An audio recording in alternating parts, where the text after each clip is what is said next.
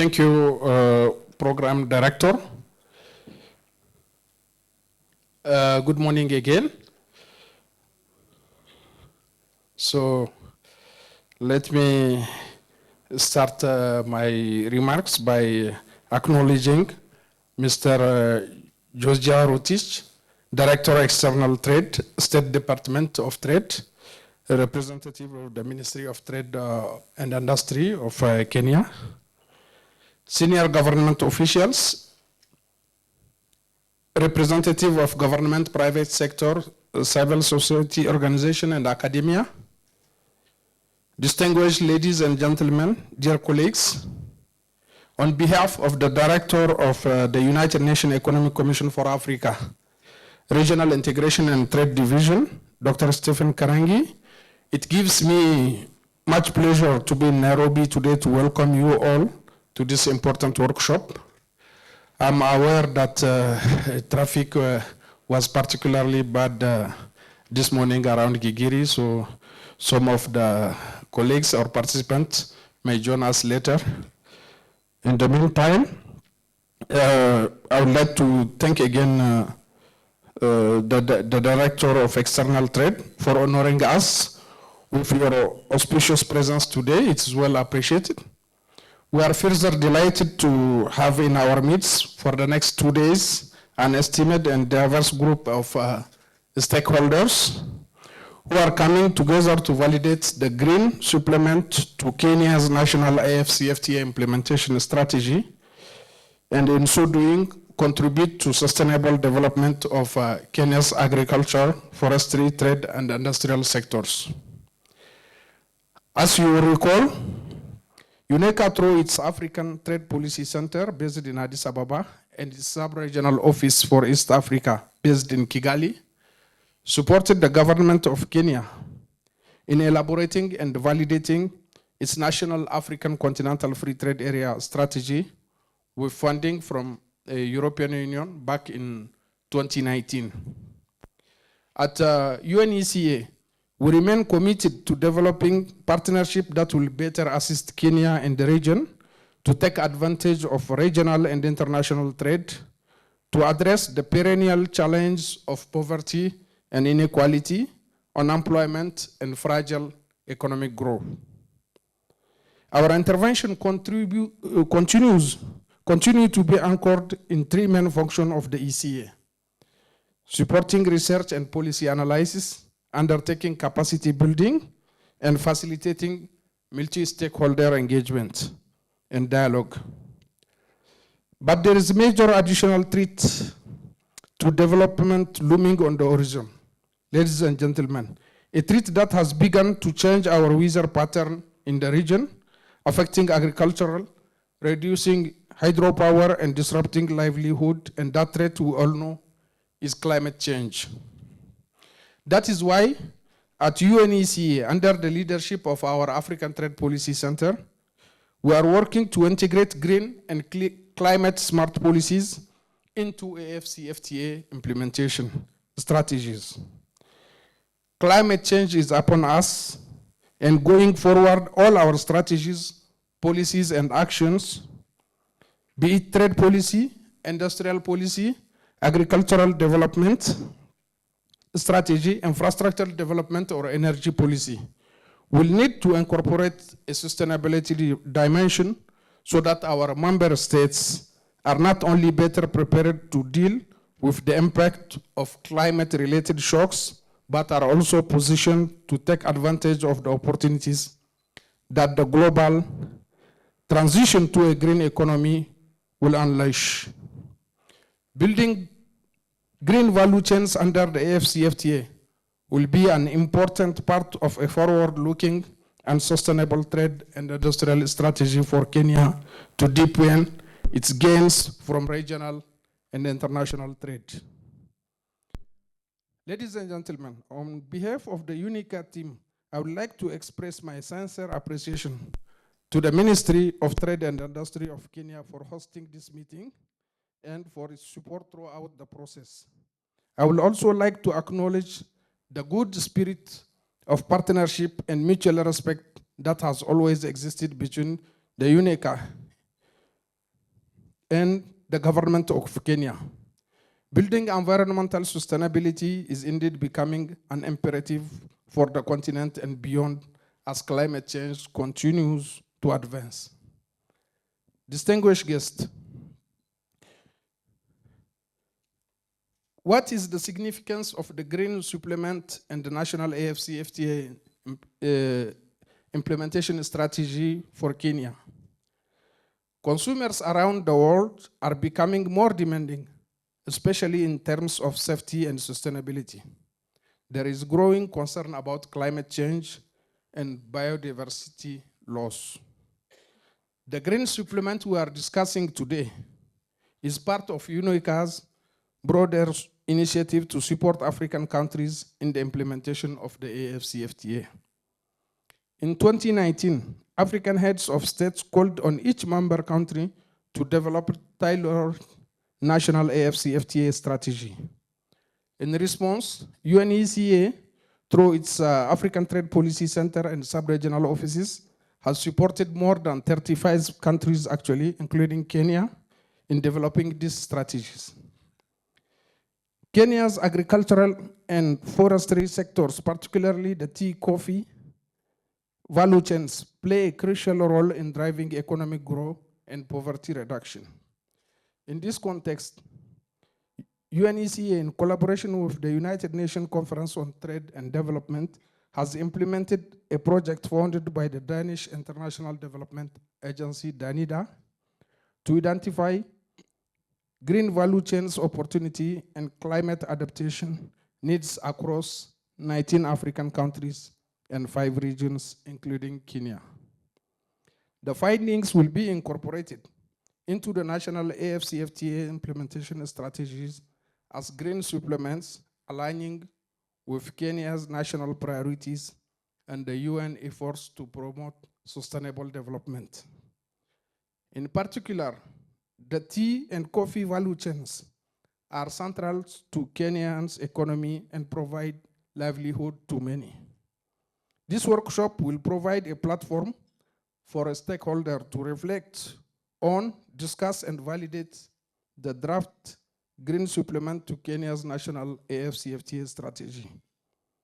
It aims to help Kenya's national, to help Kenya effectively harness the potential of the AFCFTA to increase prosperity while making the economy more resilient to climate impact and ensuring environmental sustainability by identifying opportunities to develop resilient value chains and proposing a national plan to promote green trade and climate adaptation with a specific focus on tea and coffee sectors.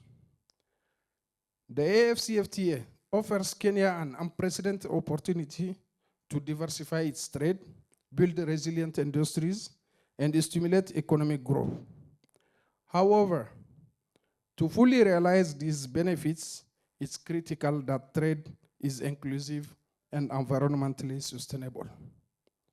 Today's workshop provides a platform for stakeholders to share their insight and validate the draft green supplement to Kenya's national AFCFTA implementation strategy.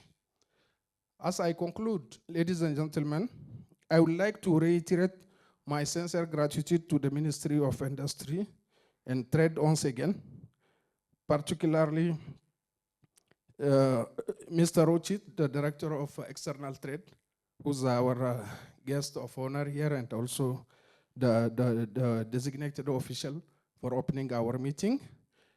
I would like also to thank all the team led by Mr. George Jenda, who will join us later, and his team, for the perfect collaboration we enjoyed during this process.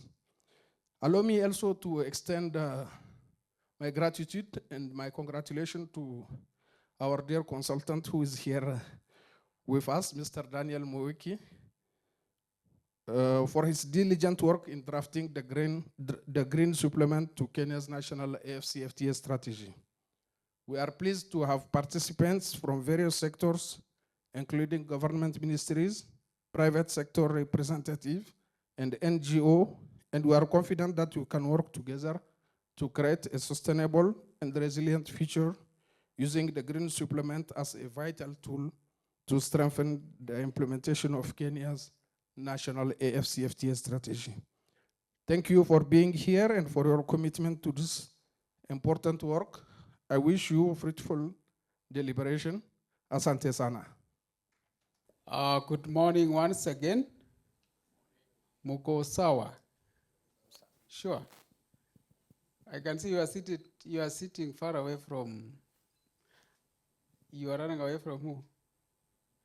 You will come, but I think we can start and then you will be coming slowly. Allow me to start by first of all welcoming all of you to this extremely important workshop. I want to welcome the team from Addis, from UNECA. I want to recognize Daktari.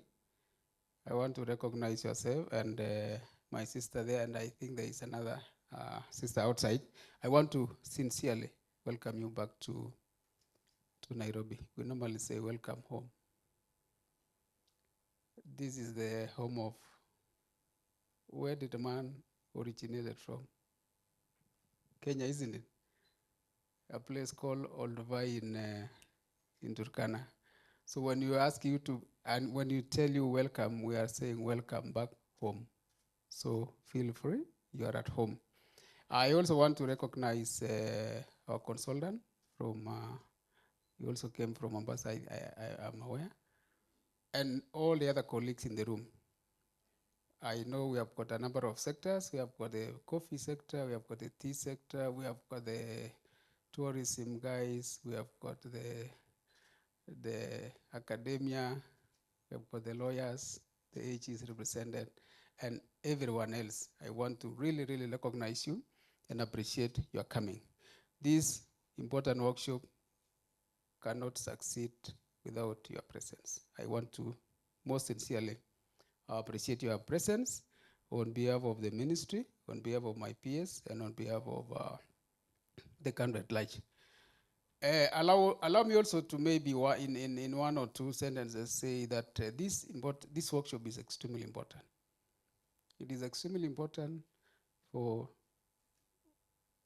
three or more reasons. Number one, we are at a stage where sustainability issues are becoming extremely important. There was a time, if I was talking in the 10 years before now, I was not going to accept anyone discussing environment in a trade agenda. In trade policy, I was not going to accept any discussion on environment completely. I was extremely militant. And I'm saying so even when we were negotiating with the Europeans, we were saying, environment, don't bring it here. There is a forum for environment discussion. Any issues on sustainability, issues of labor, don't bring them here. But now as we are talking today, I am a convert. I've been converted to accept environment and all the sustainability issues in the trade policy. So any trade policy that we are discussing at the moment, you will never miss. Actually, this is a central theme in trade policy, sustainability issues. Matters environment, matters labor, and all the other issues of sustainability. So I'm saying this workshop is extremely important because the times that we are in right now, we cannot avoid talking about sustainability issues, and this is one of them. And also we are familiar with, all along we have been talking about challenges that are facing agriculture, price fluctuations. We've been talking about market competition, but no one actually thought about this critical challenge of climate change. We used to see climate change as a talk of the West. And it is a talk that is not about trade. It is about rain and it's about other things, but not about trade. But now when you look at trade at the moment and you look at climate change, you cannot separate the two. You cannot talk about planting coffee and tea, and you are talking about we are still relying on rain-fed agriculture in this country. And you know what's happening globally? Rains come in, we normally say rain, cats and dogs, isn't it? When it comes in huge numbers. When it disappears, it also disappears for forever. And that is affecting trade. So in that case, we are actually accepting that climate change and trade are inseparable. And I think that is why even the leadership of this country always talks about environment, environment, environment. I give you an example. When we were negotiating with the EU Economic Partnership Agreement, I was one of the chief negotiators. I became militant. We did not include environment. But recently, when we were trying to discuss with the Europeans again, I'm the one who was convincing everyone else to include environment. Because there was no way I was going to refuse to include environment in trade when the leadership is talking about environment, environment, environment. So that is why I'm saying this workshop is extremely critical. And I really want to appreciate UNECA and the consultant for coming up with this document, which is now going to highlight the challenges that we are facing in climate change challenges. And by identifying, we already now start looking for interventions. What do we do? And this document is going to do exactly that. And once we do that, we will be able to talk about now implementing the AFCFTA strategy to the fullest, because we are addressing all the aspects about it. Someone can say, but the CFTA is not about environment only. But now, if you look at the value chains that we have, that was identified in this country, if you want to talk about which is the sector that has brought US dollars or the euros to the common man, common mwananchi, which sector is it? If I was to ask all of us, it is tea and coffee. The tea that we sent to Accra, the first consignment that left this country under the CFTA, it was about what? It was tea. Where did that tea come from? It came from the small-scale farmers, the 1 acre, the half an acre, the people who doesn't even know where Accra is. They don't even know what CFTA is all about. Excuse me. But all the same, they were able to earn from the CFTA. So these two sectors are the ones that brings money to the common mwananchi. So that when we say CFTA is for everyone, it actually is for everyone if you look at these two sectors. There are other sectors, manufacturing. But how many people do manufacturing in your village? How many people are doing manufacturing? There are few. But there are many people who are doing agriculture. So what I'm trying to say is that these two sectors were, chosen not by just stretching your hand and say coffee and tea. It is because of the impact to the common mwananchi. So, and I think this is one thing that we want to really, really appreciate. Maybe from here we now roll over to other sectors, and then we say which are the other sectors that we can talk about in terms of effective implementation of the CFTA, and then we move on. Now, this document is going to be finalized maybe today, in a few weeks to come. What happens after that? Is it enough? It is not. It is actually the beginning of now, the real thing. The implementation of this, I really want to once again appreciate UNECA, but we still want to appeal to UNECA to partner with us in terms of the implementation. We are also talking to other partners in terms of implementing the CFTA strategy, including this one. As late as yesterday, we were discussing with the World Bank about supporting our strategies. And I could not miss this because it was extremely current. I knew I was coming today for this. The discussions were happening yesterday, and we were saying that this is supposed to be implemented by someone. So we are asking UNECA to continue partnering with us. And I'm saying we are also talking to other partners so that we can really implement these strategies. We have got so many strategies in this country that are extremely beautiful, but they are where? Some of them are in the shelves. Some of them we have them, but we don't implement them to the fullest because of maybe challenges of finances, we are operating in a resource deficient times. So we have got the intention of implementing these things, but at times we run short of budget. So when we have got friends like UNECA and others, we always want to talk to them and say, please come we implement all these things, because it is going to be a plus and plus for all of us. So basically that is what we are saying at the ministry level. We are identifying these strategies, we are identifying the issues that needs to be sorted out. Intervention areas are these, but now who's supposed to do it? For those who are familiar with the export strategy, we have got a very vibrant national export strategy, but we have not implemented to the fullest because of the challenges. So this is one of the strategies that we must implement. Otherwise, the CFTA strategy and the CFTA is going to be just a story. So basically, that is what we are saying at the ministry level, and we want to always appreciate all our friends. So as I go to conclude, I wanted to also say that if you look at the CFTA being a strategy in Africa that is supposed to deliver trade in Africa, but we also have got the latest agreements that we finalized in terms of entry into force. For those who are familiar with the tripartite, EAC, COMESA, SADC tripartite free trade area, we already thinking about developing a strategy as well, and also developing a implementation plan.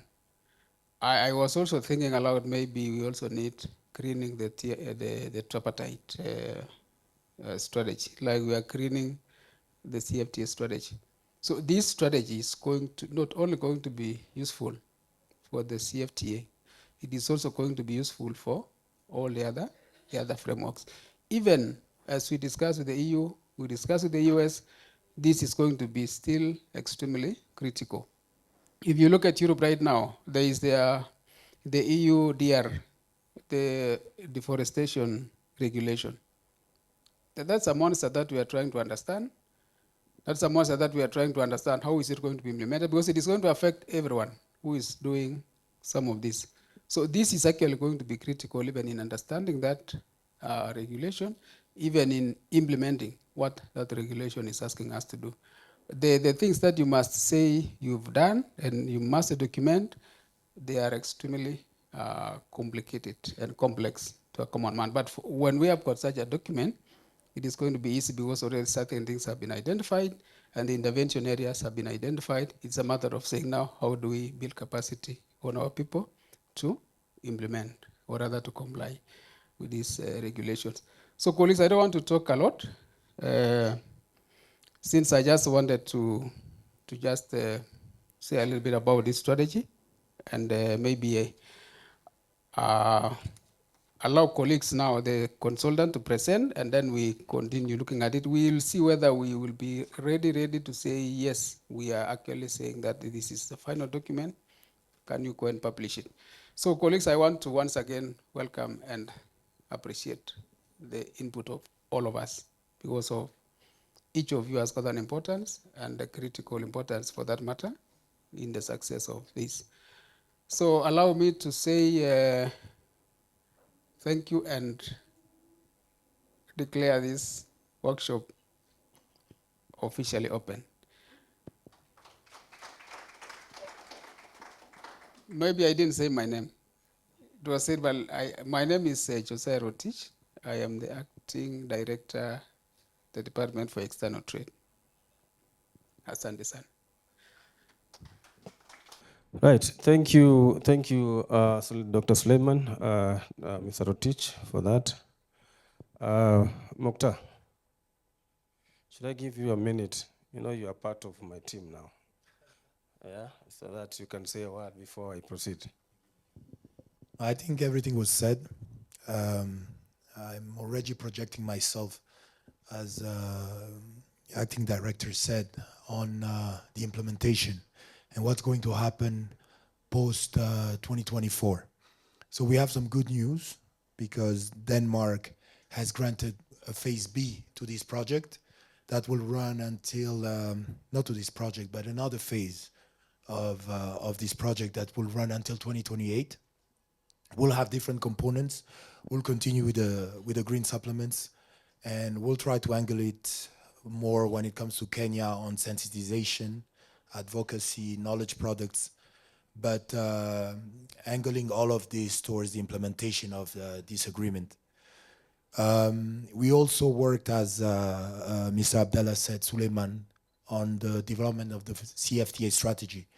So it was spearheaded with the technical contribution from ECA, the financial contribution from the EU. So in that sense, the ECA also is looking forward to accompany Kenya in implementing the overarch of all of this. So this is all I wanted to say. So I wish you all a good luck for the proceedings, and thank you everybody for your presence. Let me just start by saying that this has been a journey up to where we are. It started sometimes in the beginning of the year when we started this job, and it required quite a lot of consultation amongst the stakeholders from the tea sector, the government, coffee sector, the NGOs, and mostly everybody involved in the value chain, in the coffee and tea value chain. We started with key informant interviews, which we talked to most of you. Of course, there was a lot of desktop research that was to be done so that you can be able to get as much information as possible about the background of climate change, background of the development of the coffee and tea sector, the background of the policies in climate change, and how far we have gone with the implementation and all that. Then eventually we ended up with a stakeholders workshop, which was done here sometimes back. And I see most of you who are here, then they're also here. And basically because we did most of the discussion with you, this validation is going to be also about you again, all right? Then, of course, we went back to drafting and updating what we had presented, or rather I had presented during the stakeholders workshop. And eventually now we are working on the final draft, which we are going to technically dissect so that you can be able to agree or disagree, and eventually agree and validate by tomorrow, right? So if you guys have taken enough shots, I can be allowed to move down so that we can continue. Thank you. Right. Sorry about that. I'm not very good with these official things, right? So, just as a recap, what was this green supplement? Yeah, most of us who are here, we did discuss this one in detail. And the agreement is we're calling it an addition, an annex, an addendum to the Kenya National CFTA implementation strategy. Most of us who are here have already seen that document. I believe so. Who has not seen that, the Kenya National CFTA strategy, implementation strategy? Anybody who has not seen? Okay, I believe all of you have seen. Yeah, and all of you have seen the draft that we are discussing, right?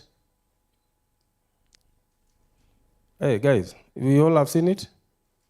Very well, thank you. So that is a strategic addendum to the Kenya National CFTA implementation strategy. We are taken through what the CFTS, the National CFTA strategy is all about in our last meeting. Unfortunately, George is not here to take us through it again. But you already have that gist.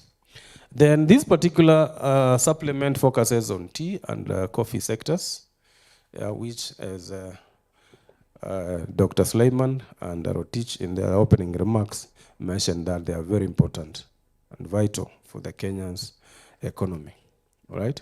And the aim is to harmonize the trade and environmental objectives. Rotich has actually emphasized that a bit. He mentioned that he was very militant about it, against it before, but she is now converted, and we can be able to speak in the same language. Now, when we were here last time for the stakeholders workshop, we actually agreed on the vision for this particular document. And we said, the vision for this document is create a climate resilient and environmentally sustainable trade system for Kenya's tea and coffee sectors, enhancing competitiveness in the African and global markets. In so many words, isn't it? I hope that one has not changed.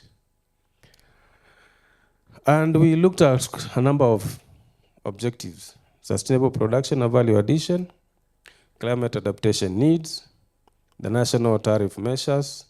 We looked at regulatory alignment. We looked at stakeholder cooperation. We looked at gender and youth inclusion, green trade opportunities, and of course, regional cooperation. In summary, this is basically what the supplement is all about, right? And when you look at the structure of the document, since we are going to, there was a bit that we were supposed to talk about the objectives of this meeting today. And one of them is today, specifically, before we validate it tomorrow. Today is a technical validation, where we are going to look at this document technically and say, this is what we said. This is not what we said. This is what we were supposed to say. So that by tomorrow we can say this is a document that you want the country to take over, to take up and be able to implement through the Department of Trade, of course, and the sector. So we have the first chapter, which here we've been able to go through. Actually, most of these, this chapter is the background research that I was able to do, or rather we were able to do. And here we're talking about the origin. Where did it start, the coffee and tea sector? Sectors, how far have they gone? How much have we been producing?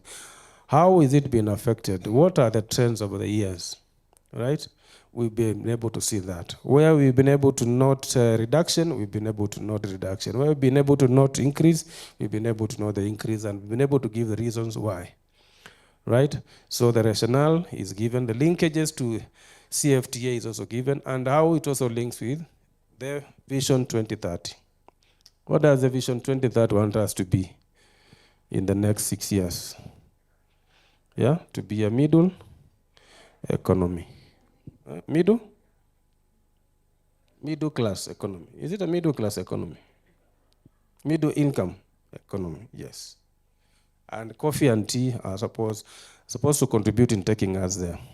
I've already mentioned about the methodology, how we're able to collect the information that we're able to present in the first draft and also up to where we are.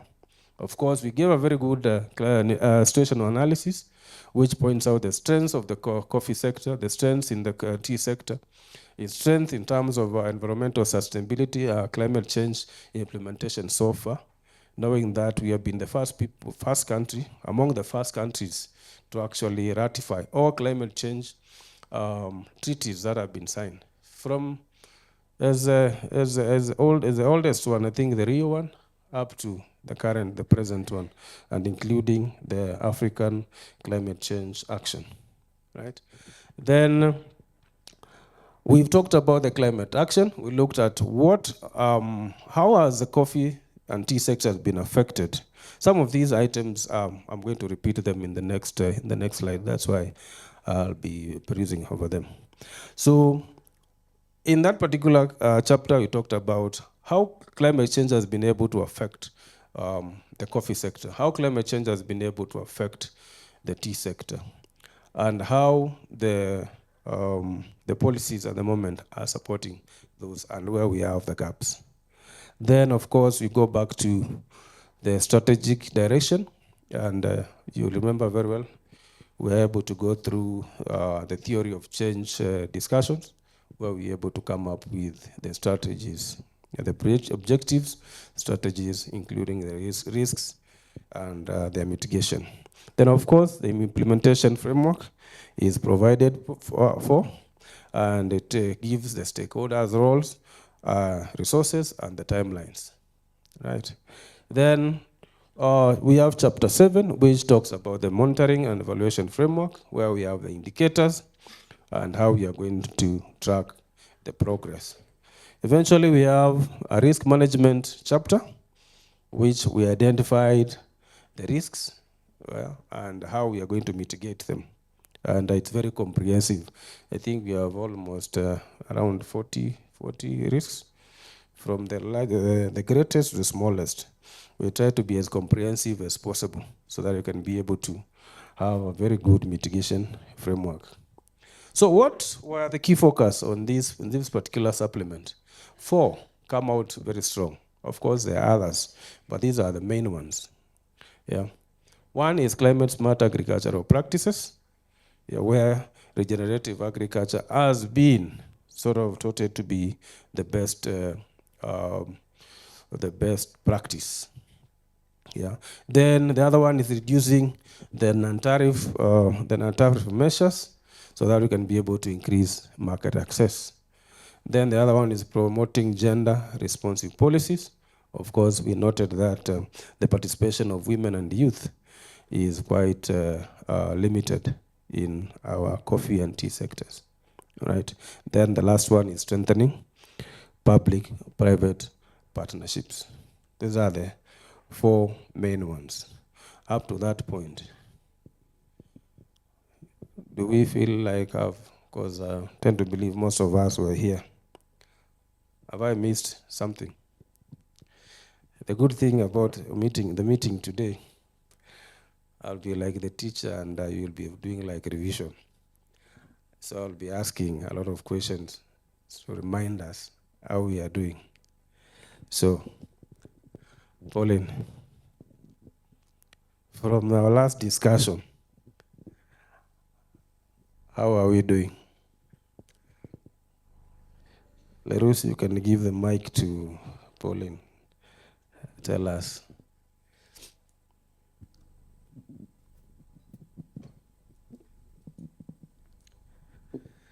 Meanwhile, I'll move to the next one.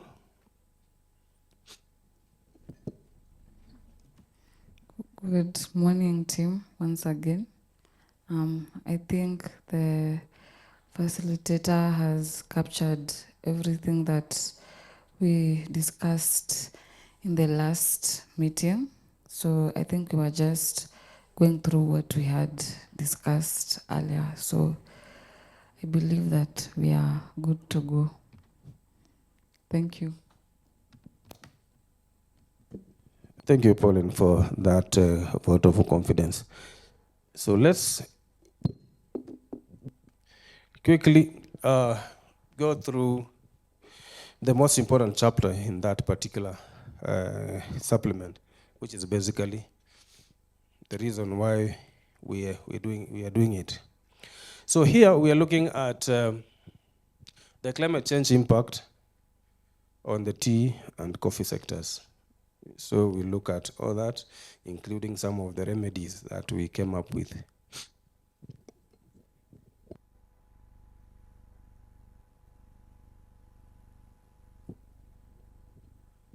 Right. In summary, this is only 3 points, but we have like 8 in the bigger document. Tea and coffee are very important in this country. Very, very important. I managed to go around the country when we were developing this. And for the guys where coffee has been growing or has been grown for the longest time, let's start where coffee started being grown, the Taita Hills, before it moved to Nairobi, the upcountry regions. You'll notice how the economies of these particular regions have changed. Who comes from Taita region here? Taita Taveta. Anybody? Anybody who has been in Taita Taveta region? Yes. If you have been to Taita, and maybe in the last 20 years, you can probably tell us what you have noticed. Would you? Or you've been able to talk to people from that region.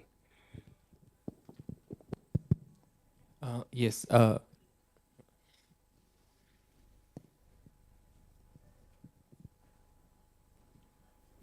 Yes. Morning, everyone. I've been in Taita Taveta for research purposes, and one thing I've noticed, because Taita, I'll divide it into two.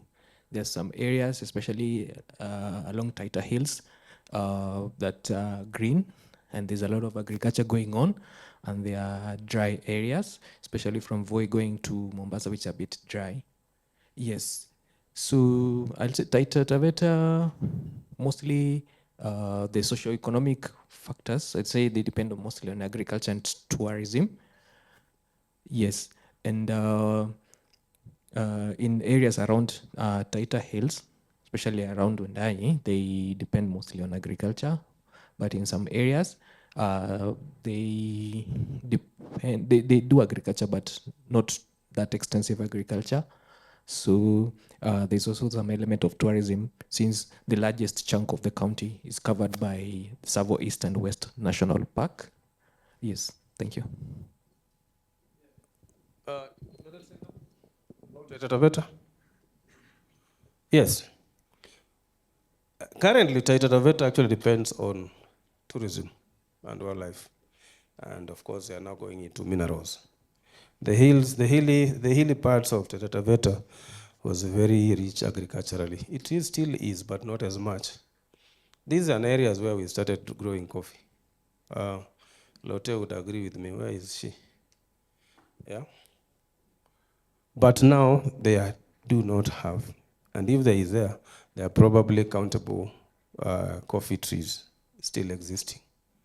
Anybody from Makueni here? Yes. Tell me about Makueni and coffee today. Can we have that mic?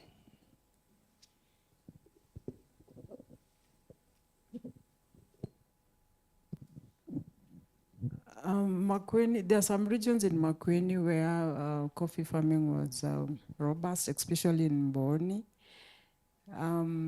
But nowadays, because of climate change, that farming is slightly dying. People are now shifting mostly to produce like mangoes, the one that is common now. Yes, Makueni, and that also extends to the Machakos Hills. Anybody from Machakos here? Atua Masaku, mko wapi? Nobody? Right. So what she just said is what extends from Makueni to Machakos. Same story. Muranga, anybody from Muranga here? Yes, Pauline. Pauline, tell us about coffee and coffee in Muranga today.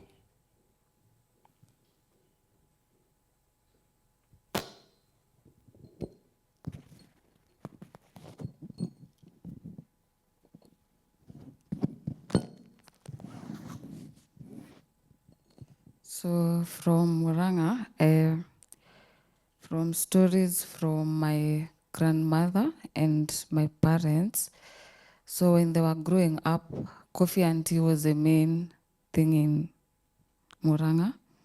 But looking at it now, it's not as it used to be back then. So things have changed. It's not the same thing as it was for farmers back then. It was the main source of income for most farmers, apart from, of course, avocados. So things have changed when it comes to coffee and tea on those sides. Thank you. Yeah, some is asking what has changed.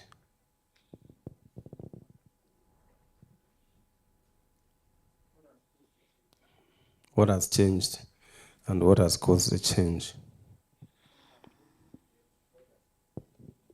Is the coffee production going down? Did it I go think, down? yeah, it went down. I think mostly because of the cartels. I feel like the farmers don't get a worth of what they actually produce.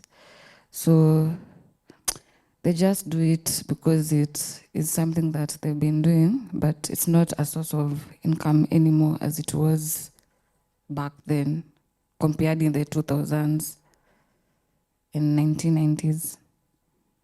Yeah. We're getting as much production as we were getting before. I'd say no, we are not. All right. Anybody from Nyeri here?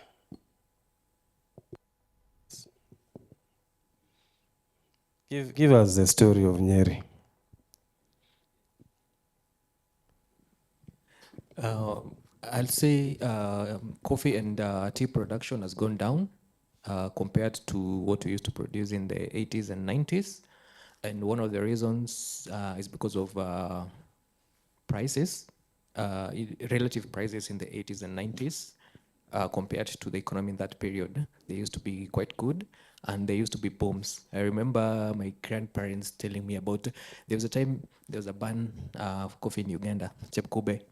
Yes, and they transitioned to Kenya. So it was a very good period for them, and they were able to use proceeds from coffee and tea, at least even to educate their children and also to improve their socio-economic livelihoods, which is not the case today. Yes, so they've been able to, because of the poor prices, some farmers have plucked their coffee and tea bushes and they have planted alternative crops, maybe like macadamia, avocado, yes. And maybe others have resulted maybe to venturing into or expanding their dairy farms. Thank you. All right, thanks, Mashak. Now, this is almost actually doing this discussion is almost doing half of my presentation. Let's cross to Rift Valley. Oh.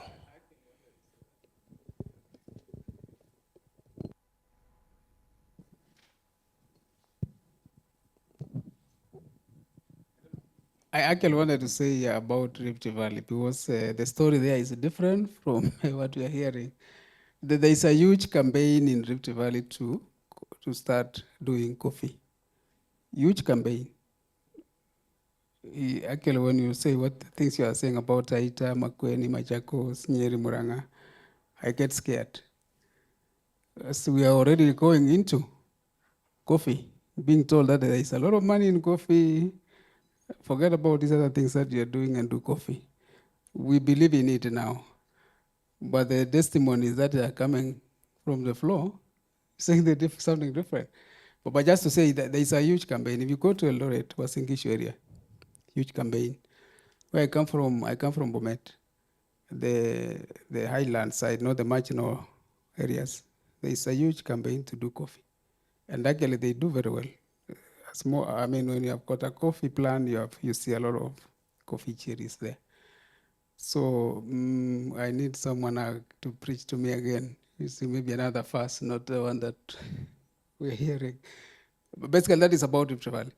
Yeah, it's coming in, and there's a huge campaign to do coffee for many reasons. Yeah. Well, thank you, Director. You've introduced a particular slide that I did not want to touch now, but it's good you've mentioned. We'll touch on it, Sudi. Yeah, what I can say is I'm talking at the global level. If you've been listening, we've had a lot of productivity, especially in the tea sector. That's why we have a lot of stocks that we cannot be able to sell. So the story about, here we are talking about facts, not feelings.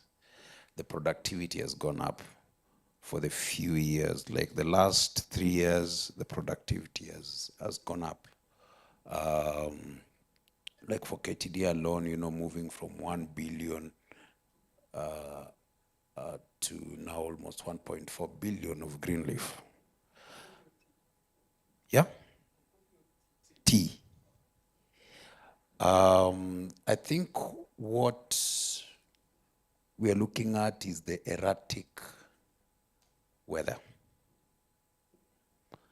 And, but in terms of productivity, if you just look at it, it has been increasing. Because like now this year alone from last year, we had 17% more productivity. So in effect, that has affected the prices because of demand and supply. So when we look at the last 10 years, we are talking about erratic weather. You know, it's up and down. So I think it's more accurate to just look at the figures and, you know, have a discussion from there. Because, you know, those are the facts that the productivity for tea has been going up, and that has even affected the prices. That's another dynamic. Very well. That dynamic introduced, productivity of tea is going up. What would we say would be the actual reasons in the last few years, the specific ones? I know the government, and I think this is specifically on the president's side, the fertilizer subsidy has been one of the key pillars in the agriculture. And of course, you know, we are looking at it from the global level, and we're saying productivity is good, but what does that mean for the prices that we fetch in the market? Because Kenya is not the only country that is producing tea. We have other countries that are producing tea as well, and this is a global commodity. So fertilizer is one of the things, and of course, you know, farmers, you know, through programs such as farmer field schools, they are well equipped with skills around, you know, agronomic practices that even now, in terms of responding to, you know, when we have drought, they have a way of coping with it. You know, in Meru area, they're already doing irrigation for tea. So those are some of the dynamics that we are seeing. So the farmers are able to adapt better because they have been given those particular skills. Yeah, but overall, I think when we look at the last 5 years, the productivity is going up. Thank you, Sudi, for that. It is very interesting. When I was going around, there are more complaints in coffee than there is in tea. So, Sudi, you're right. The only complaint in tea currently is we have too much to sell and the price is going down. That's true. That is the fact on the ground. The quality. Yeah. The international market, the tea market, I think people are taking tea outside there. I don't think they have reduced. But there are many other things that are coming into play. You hear also maybe a candidate used to take a lot of your tea saying we are no longer going to take your tea because of maybe political things and all that. So you start losing those particular markets. As we are talking, I have a colleague who has just been dispatched to Iran to go and discuss about, they are saying they don't want to buy our tea anymore. It's one of our leading buyer of tea. So what is the reason? Well, we suspect it is politics. So someone is already on the way going there to have a discussion. Apart from now, the one that my brother is talking about, there's a lot of tea that is stuck in Mombasa, not going out. And you see already even the markets that we have been having, they are already even being eroded because of a few things like those. So it's also becoming extremely tricky now. Not about the price, not about people not taking tea, but even about other things like politics, the geopolitical environment that we are playing in is also becoming extremely slippery and unpredictable. Yeah. That introduces a dynamic of what I was noting down here, geopolitics and internal politics in the production.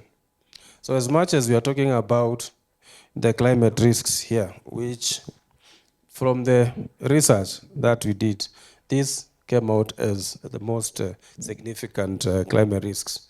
Temperature increases, erratic rainfall, extreme weather events, and of course, increased pest and disease incidences. Yeah, as it gets warmer, we are seeing new diseases and new pests coming in that were not there. And how has that impacted? Reduced yields and quality in some areas. Drought leads to stunted growth and low quality leaves. And frost delays recovery where it happens.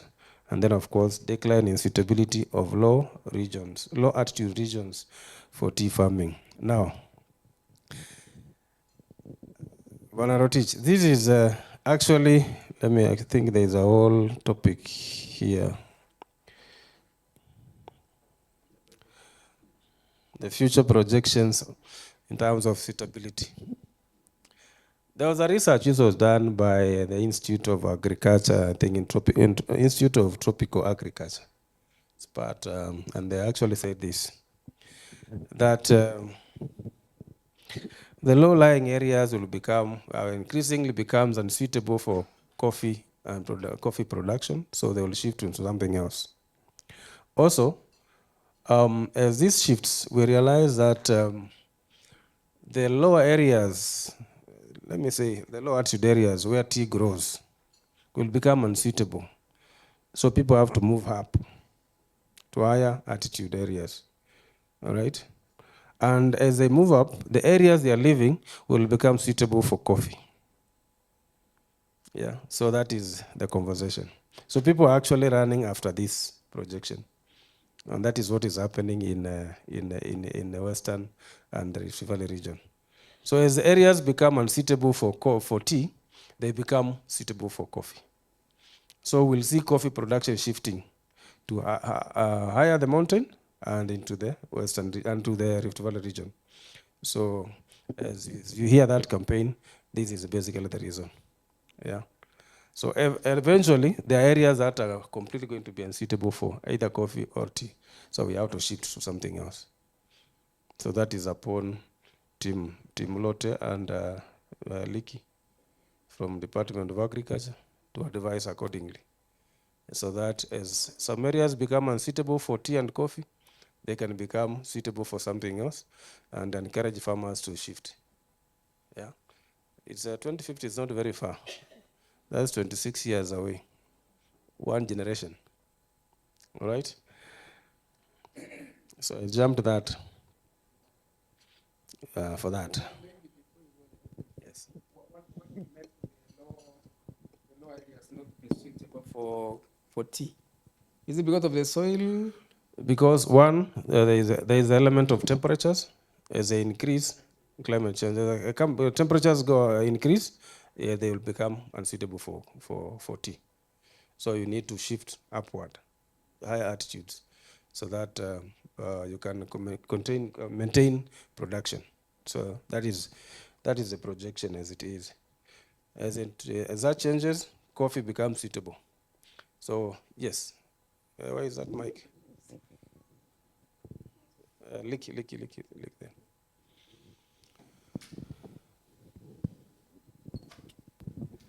Thank you. I think I wanted just to make a comment in regards to that, because I don't think that's the direction that you want to take.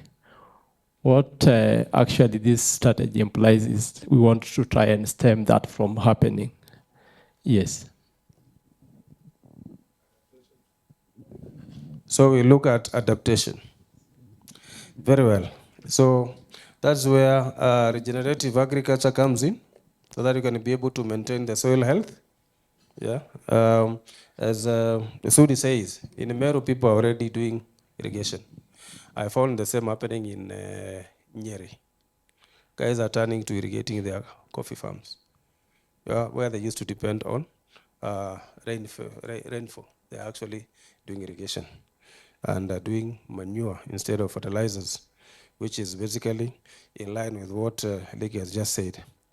Right. So, what are the impacts? As we said, loss of traditional growing areas, poor flowering and cherry development. Something I've noticed, guys, and you'll agree with me. There is a lot of instant coffee in the shops today, isn't it? We used to see Nescafe most of the time. Sindio? It was Nescafe. Then Dormans, and then who is the other guy? No, I don't even think Java is in the market, in the shops. They only sell there. They are there in the supermarkets? Yeah. Then who is the other big guy? This guy of, the guy of Thika. Gibson's, yes. But there are also others coming up, small ones, small productions in the shops. You want to say something, Lotte? Where is the mic? Next to you? Oh, it came here.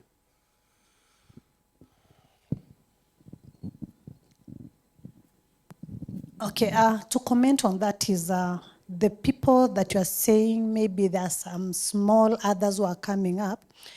The government through Coffee Directorate, we have tried to sensitize and build capacity of our stakeholders to do value addition, you know, so that they can be able to get a competitive advantage and maybe an extra coin on their on their farming. So you will find that there are other small players who have come in that have been licensed by the directorate to be able to do, like now, like Muranga Union, they never used to do roasting and packaging, but now they are doing it.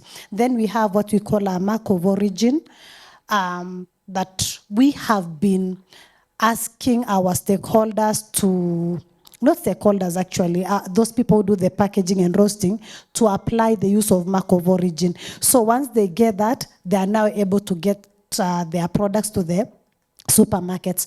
But when you say that the instant coffee is more than the, did you say it's more than the Kenyan?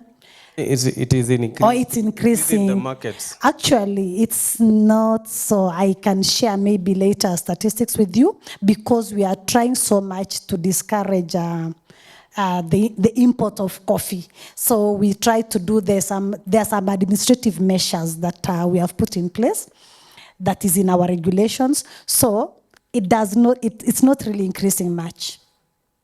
Yes. I'll tell you why I was pointing to that direction. And the direction is, what happens to grade 3 and 4 for the coffee beans?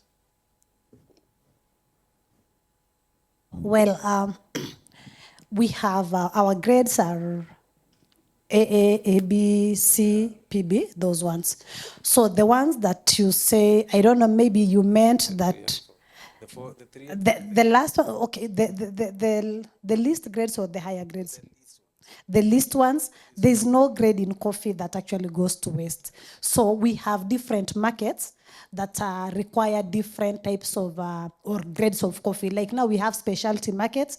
That ones, those like the US and Europe, they take grade AA, AB, and PB. So there are others, like the traditional markets. So they don't mind taking any other grades. So others, they do. Then, yes, they go and blend with their own coffee, you know, to do their other things there. But the ones that are being brought here, I can tell you, it actually comes from Tanzania, comes from Uganda. Why? I'll tell you the reason why. Kenyan coffee is Arabica, and Arabica coffee is just good for brewing. We brew Kenyan coffee, but the one that make the instant ones, because of the nature, is the Robusta. And you know Robusta is not done in Kenya.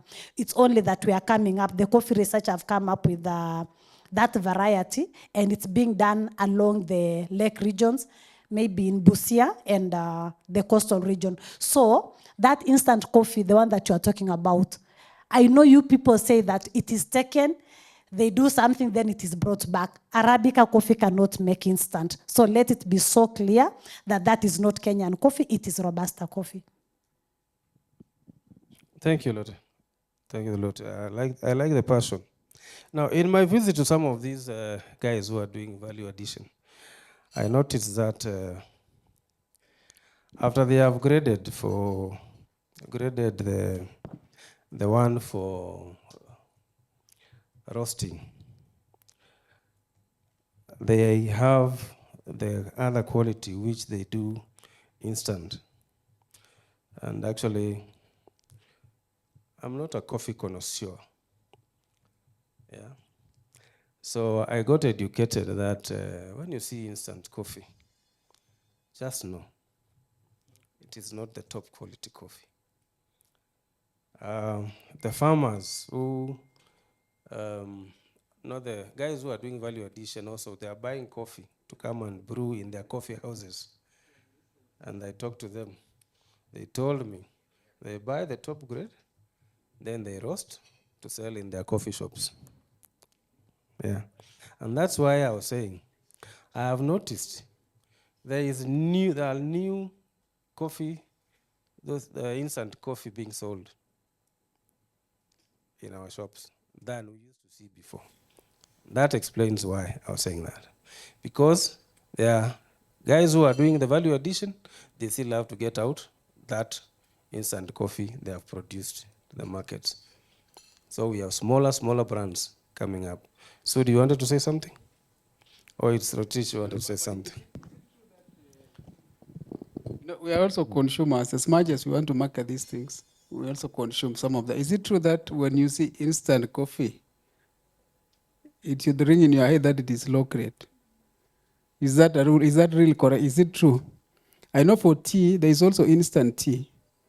It also comes from the western side. Finlays, they do instant. But you can't see it in the market. You can't go to a supermarket and get it. You can't. But also there is also that whisper that this is low grade tea. Instant, yeah, but maybe not a top grade.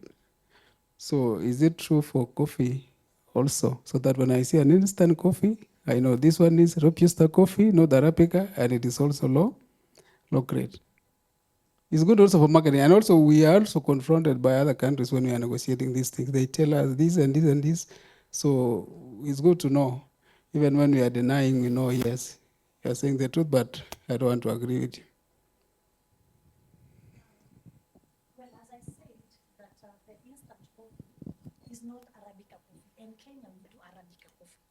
So for me to say it's maybe of low quality or of a good quality, because we do promote Arabica coffee. The Robusta coffee, we haven't done so much in Kenya. I can tell you without any fear of contradiction that so far we have one farmer in Busia who is doing Robusta, and his market is in Dubai. So the ones that you see, they actually, even if you taste, for those people who have been able to taste both the instant and the brewed coffee, there's a very big difference. And it's because, one, the quality. So Robusta cannot match Arabica. The reason is also even the method of, doing it. So it is, I think it's just a myth. It is a myth, and it has gone to the minds of so many Kenyans, because like most of the time that we even go to these expos or whenever we are meeting people, what they tell us is, so you have exported the good coffee, now you are showing us the bad ones. Really, that is not the case. And it is a myth that we really need to demystify. And as government, we actually need to do a lot of sensitization and capacity building to tell Kenyans, hey, look here, this AA is also found in our supermarkets. All from the best to the least grade, it is all found in Kenya, and all of them is exported. So I think it's just a myth that it has gotten into our minds.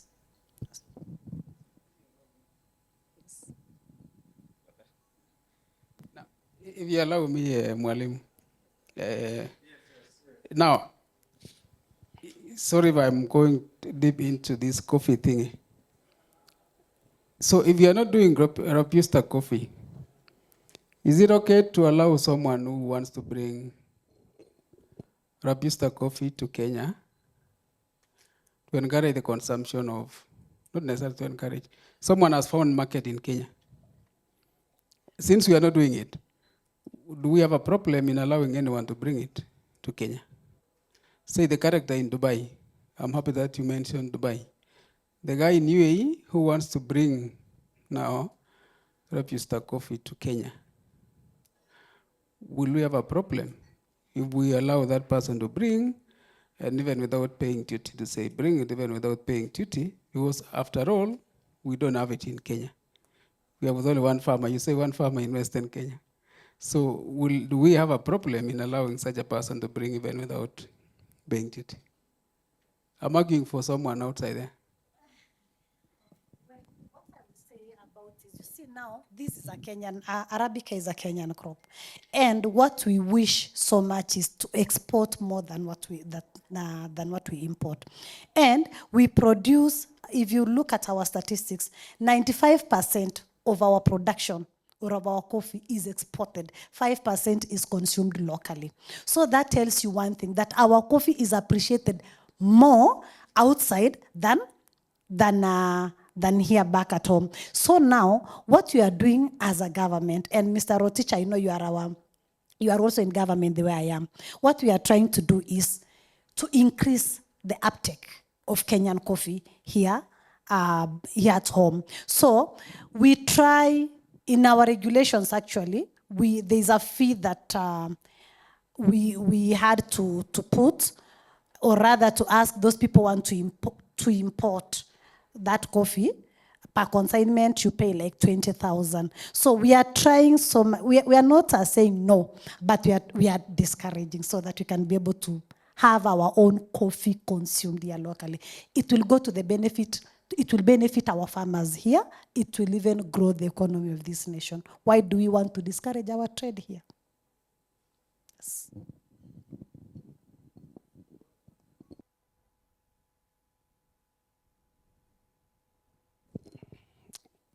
Pass the mic. We are actually still going through the presentation, so don't worry, continue. Okay. At any point you say, it actually takes a slide. So Thank you. There's a study I was involved in, and we went to large tea producers, especially along Bomet and in Bomet and Kericho. And the large tea farms, they gave us feedback. They have started expanding their tea farms, especially growing niche teas, for example, the green, purple, white tea. But mostly this is for international market. But in Kenya, there's a growing demand, however small, especially for green tea, purple tea, and all that, especially from the middle class as people become health conscious. But the uptake is not that much. Are there any incentives, maybe the national government, maybe to encourage the growth of green, purple, white tea, and also incentives to enable them to be consumed locally? Because majority of the Kenyans consume CTC, black CTC, and maybe some Orthodox. Thank you. thank you for that, Macho, because I was going to raise that point. Just give the mic to Nani so that we continue. I just want to emphasize on his point. I was talking to someone who was telling me that a lot of our tea is exported, and especially in Dubai, you'll find the flavored tea, like green tea, hangover tea, sijui what tea. But in Kenya, it is not usually as intensive as it is demanded out there, which I feel like there's a bit of a gap when it comes to home. Thank you, Pauline. And that coffee discussion was very healthy. We'll pick it up in one of the plenaries. And as some you come in, or you comment before?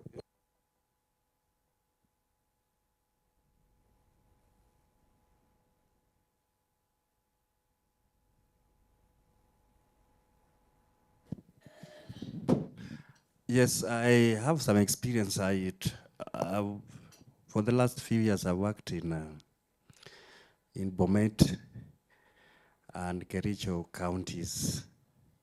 And some of the observations I made in the course of my duty as an enforcement and compliance officer, especially in the tea sector, most of the farmers did complain of cartels,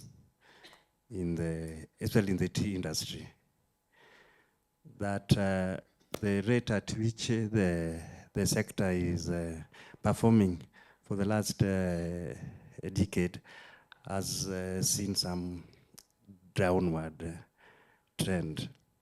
The way at which the issues when it's come to analysis of the water bodies that was being affected. And again, it's important that some of the observations you are seeing as basically is social interaction. There was no scientific method that was used. But I can remember issues of weather variability, especially in Konoin sub-county in Bomet, also came into play. That's so drastic fall in production. And disease pest invasion also compromised the production largely in Bomet County. And again, I think this is, of course, I don't know how this thing can be addressed, but let us look at this way. When the tea is being harvested or being plucked, whichever term it's applicable, the government-owned facilities usually produce high quality, in the sense that they get that, I don't come from a tea growing area, but it's that what do you call it, that soft bud. Yes. That is where most of the KTDA factories focus on during harvesting, and of course this translates into the modern, to the current market. If you go, but the larger shareholders in the tea sector, as well as the two counties, they just pluck anything that is green, and then that brings a very big variation in terms of overall quality of the tea. Thank you. That's my observation. As I was going through Nandi, Kapsabet, as you go up, just before you get to the top and start descending into Muaroni, there's a big area, those big farms there. And one of them, this notable, I never got a chance to go in because it was an observation tour. Could see a very big patch of purple leaves. And that is the only place I saw. I did not see that in Kericho. I don't know where these farms are tucked in. Is even the route through Cape Collion, where there is a lot of coffee. Anybody from Cape Collion here? That region? From Fort Tenan as you come up? Yeah? You worked there? Yeah? There's a lot of coffee actually being planted, very healthy coffee. I don't know whether they replaced tea. Maybe somebody will tell me. It was still coffee all along. Right. It's the conditions. You know, tea likes in highlands. Yeah. And the temperatures have to be cool as well. So that's where tea thrives. That's why you're saying every time we see, even the simulations that have been done by the UN shows that, you know, if the temperatures keep on rising at the same level they're rising now, quite a number of areas, especially in Nandi, already Nandi is on the orange. Yes, right now. Kisii South, the place called Gucha, it's also on the orange. We've seen productivity dip for some of those areas. But as you mentioned, There are other areas that are going to be more suitable, and we are seeing increase in productivity, especially in central Kenya. We call it the East of Rift. But what I wanted to mention is that in tea generally, in Kenya, whether it's KTDA or multi-internationals, there are no pesticides that are used in tea. Because otherwise, our tea will not go into any market because of that. So pesticides are never used. So the spraying that is done on something else, not tea. Yeah. So spraying is not done for tea in Kenya generally, because that's why, our tea, 95% is exported and used for blending because of the quality. Yeah. And for us, for sure, we insist on two birds and two leaves and a bud. That is where the tea liquor and the character that gives tea the quality that it needs, that is where it resides, the two leaves and a bud. But I can tell you, our teas, whether it's from KTDA or from the multi-internationals, the only chemical that we add to tea is fertilizer. Herbicides, pesticides are not used in tea. Was emphasized in the last presentation. I was actually going to ask Sam specifically on that, but I think we can pick it up later.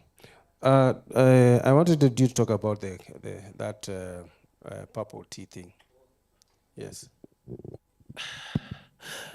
Let me. Just a minute. As you do that, anybody from Kisii region here? There is a name they give that tea that Sam is talking about. Yeah? There is a name for it. And you'll find it being collected. Kuna malores na pitanga. Those lorries which go around picking. Mangirito. No, there is. Yeah? It's a practice. No, there is they call it. The name is anybody from Kisii will know. Come on, guys, from that region, anybody? The one that you just just the green ones, It's any, and then it's just a cross. It's a phenomenon that is, but predominantly in Kisii, Kericho, and Bomet. Yes. And that's why you hear, the politics between East of Rift and West of Rift in terms of the quality, because of how tea is plucked. Yeah. Okay. But we call it tea hawking, which I think the ministry can tell you it's not allowed, it's against the law, tea hawking. Because what happens is if you bring tea to KTDA and then it's rejected, someone else takes it. And then they process the tea. That's why, we've seen the quality of the tea go down drastically. Yeah. When we come to, we call them specialty teas, whether it's purple, whether it's green, whether it's the white tea, that's a very specialty market. And that market most likely would not be local.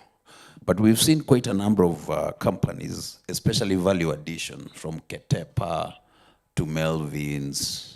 They are doing now those teas, especially now the purple teas. But we do have a farm where we do a bit of research. And I can tell you, we have not gone into purple farming in big numbers. Just know that the local market is really still limited. The population is not big. We sell in Pakistan because they have over 300 million people that they serve. Kenya is a very small country. And if you just look at who takes tea, you will realize that the Gen Zs, the millennials, really, it's not their thing. Because, tea traditionally is brewed. So it takes time. It's cumbersome for some of those, especially the young people and the youth. So we've seen quite pockets of some of these specialty teas, but you also know you need to know that it's also made in a special way.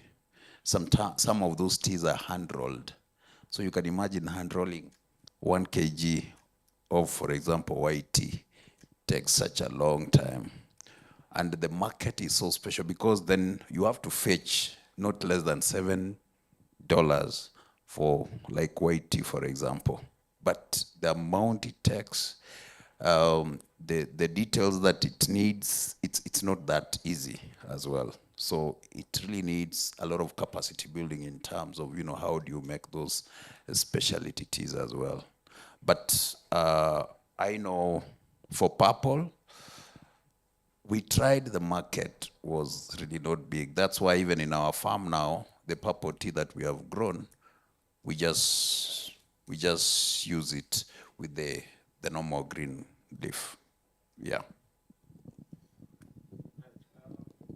I think that basically answers Pauline and Machogu there. So let's proceed so that we finish in the next 3 minutes. We break for 5 minutes. We break for coffee or tea break. Now, what had we seen as environmental impacts of production? We noted that in tea, we have 12 kilograms of carbon dioxide equivalent per kg of dry tea, majority from fertilizer use. In coffee, we have 4 kgs of carbon dioxide equivalent per kg of coffee, and 1/3 of it is from fertilizers, synthetic fertilizers.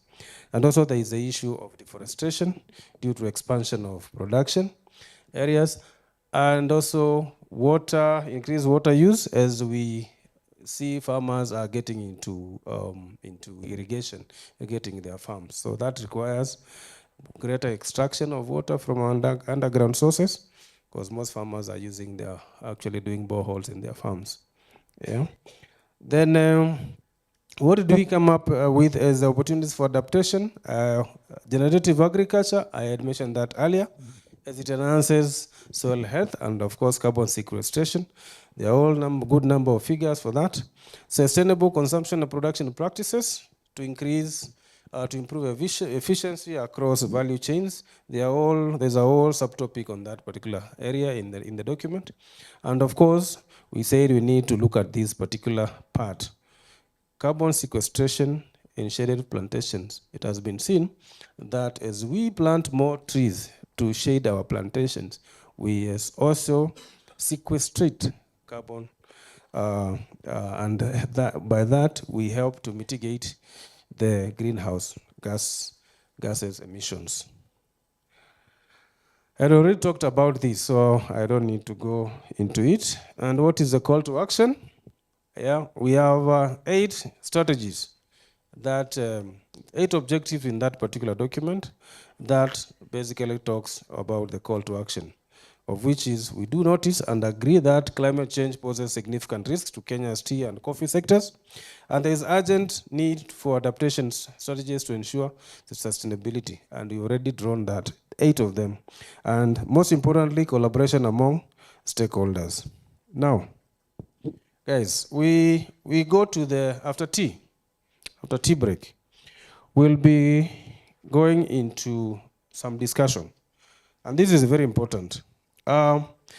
We have this document with us. Today, as I said earlier, today is a technical validation. Yeah, technical. Basically, we need to look at that document and discuss it. And we'll be kicking off this discussion with panelists, yeah, from the sectors. My initial thinking was we have the environmental and sustainability climate change NGOs. Who is from the NGOs world here? I see Alice. Who else? The NGO world. Right. Okay. We are going to have in the next, as we come back for, after tea, we are going to have this discussion. And this is technical, and it's going to dissect this document adequately. Yeah. So we are going to have Alice, we are going to have Elote and Liki, we are going to have Sudi and George and Madam Eji. Yeah.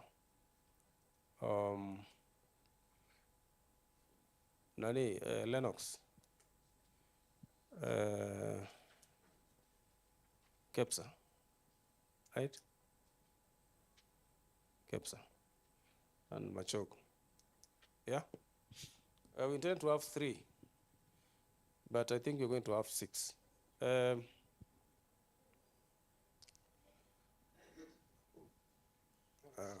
the name? Hawin, we're going to have 6 instead of 3. We have 4 seats here. Yeah? Yes, we'll do the group picture. Yeah, before that.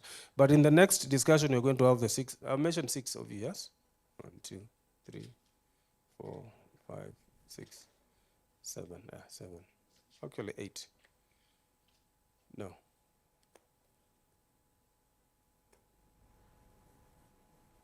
Yeah. It's okay. Now, that discussion will be discussing challenges and opportunities, sustainability in green trade, and climate adaptation. These are 3 key chapters in that particular document, and it is my belief, yes, it is my belief that we have gone through that document adequately since we discussed it here. Yeah.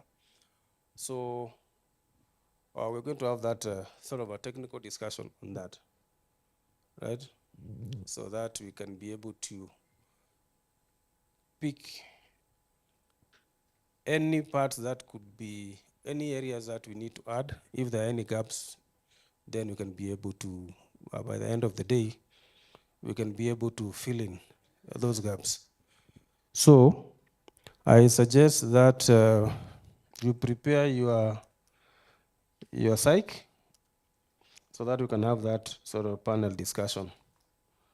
So we are going to have the representative from coffee, tea, policymakers, and NGO. So I've mentioned, now Lennox, I'm going to remove you from that discussion. We'll come back in the other discussion. Even Kepsa, I'll remove you from that discussion. So you're going to have Department of Agriculture, Department, KTDA, coffee, KTDA, and Eji, and George. George will be doing the policy element, the legal element with Eji, and then Alice in the next discussion.